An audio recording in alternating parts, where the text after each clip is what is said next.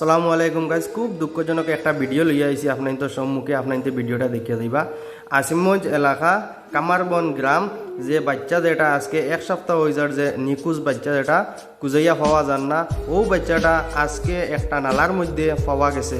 ইস হায় রে হায় ভাই, ভিডিওটা শেয়ার মারি দেও, আপনার দেখবা আর অন্য ভাই দেখার সুযোগ করে দেও। লাস্টটা মানে পুরা ফসি গেছে। আপনার কিতা হইতাম, আপনার ভিডিওটা পালা করে যদি দেখেন আপনার বুঝতে পারবা।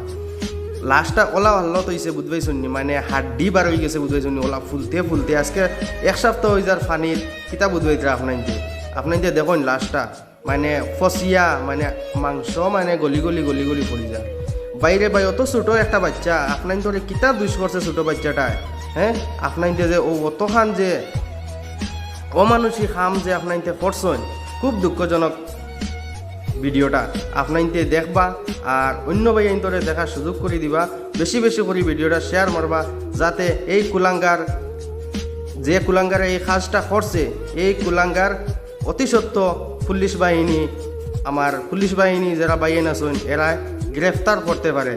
আর যাতে এই রকম কাজ না হয়, ও যাতে ও মানে অফাকির মানে যে শাস্তি দেব হইতো এই কুলাঙ্গার দে, মানে অন্য কোনো মানুষে আর কোনো দিন এই কাজটা না